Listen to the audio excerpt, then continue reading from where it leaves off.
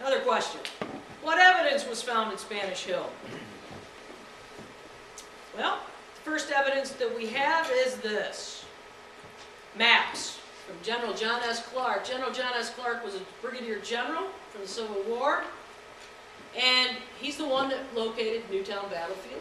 He's the one that located a lot of different Iroquois-related sites. He actually was awarded this huge honor from the Iroquois for doing so well at finding these old sites. He thought he had found the site where the Onondaga and Champlain were in battle, and Étienne didn't make it to. He thought he found that site. And he was, in turn, looking for the other end of it, that being Parantuan. And when he came to our area, it seems to have been new. And what he called Spanish Hill was Parantuan, and he also referred to it as the Onontaiogas. If you go to the Jesuit Relations, look up Onontaiogas, and they're all over in there. And he believed they were one and the same, the Parantuan people and the Onontaiogas. Onontaioga means people of the meeting of the waters. And guess what? We still call it Tioga Point today, don't we?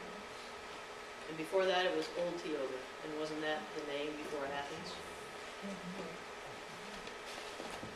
So here's Clark's survey, 1878, and this is what he saw.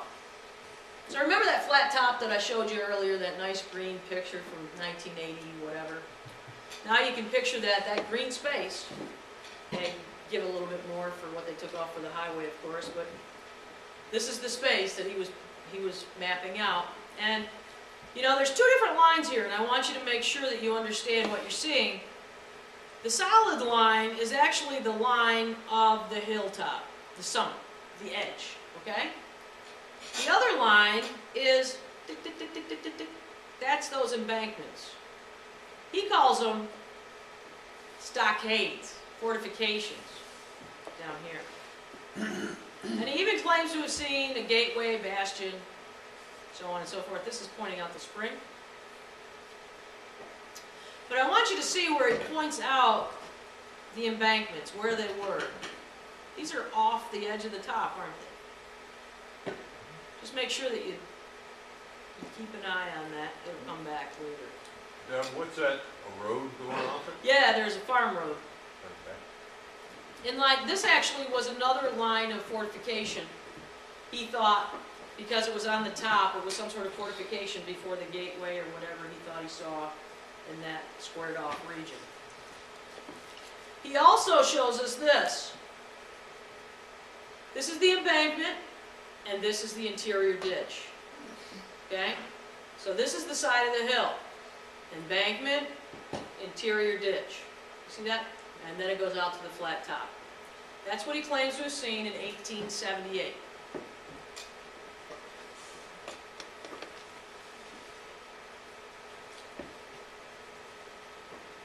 Let's go back to this guy, coming back up the Susquehanna and up the Chemung from Asylum back in 1795.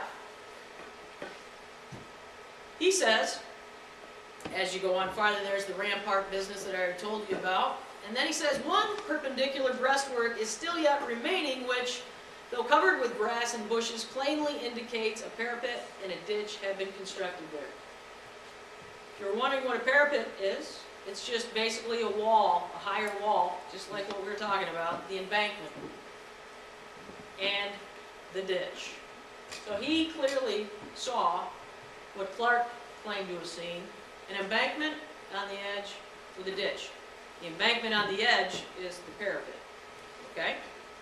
So 1795, this gentleman kind of corroborates that he saw them as well.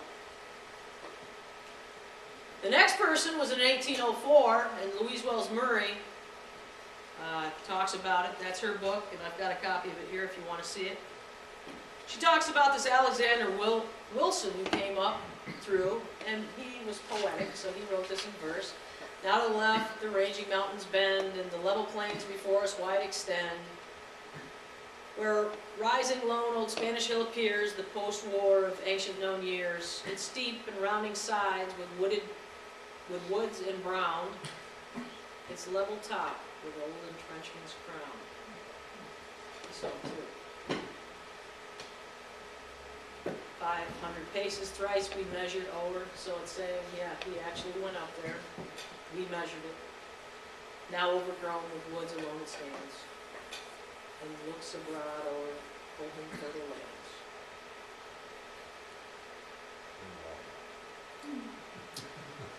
In 1891, Cyrus Thomas was commissioned to go out for the Smithsonian and actually record all of the earthworks left before they got wiped out by farming and industry and so on and so forth. And if you look at that map from 1891, it's a whole book actually, but if you look at the map, I actually superimposed Pennsylvania because I wanted to see where everything's set. And so I laid Pennsylvania there, following the river systems, lining them up perfectly. You can see I did. They're going right up through the way they're supposed to. And here we are. If you go to New York, and right here, you're going to find Spanish Hill is one of those dots. And what did he mark? That Spanish Hill was out of all these different things. Not a mound, an enclosure.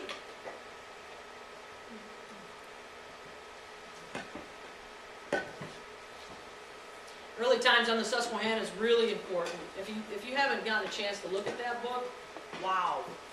It begins, actually her family, she gets together with people and says, you know what, the earliest settlers are now starting to die. And if we don't record what they have to say, it'll be gone forever. I have a copy of that here as well.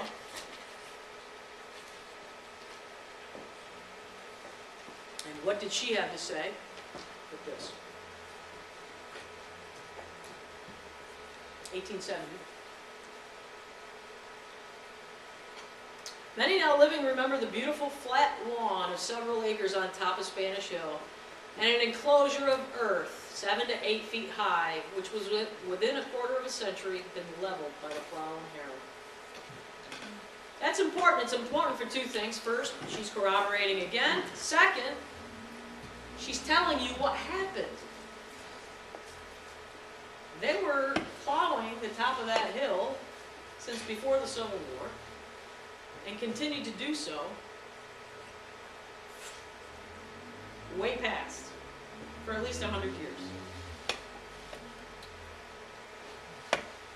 One of the earliest owners of the hill and the property around it was Charles Henry Shepherd. And this is from Louise Wells Murray's book. And this is another map of those entrenchments, embankments, whatever you want to call them. And I'm just going to read the bottom here. It says, he remembered distinctly the Spanish ramparts before the plow of an overzealous farmer nearly leveled them to the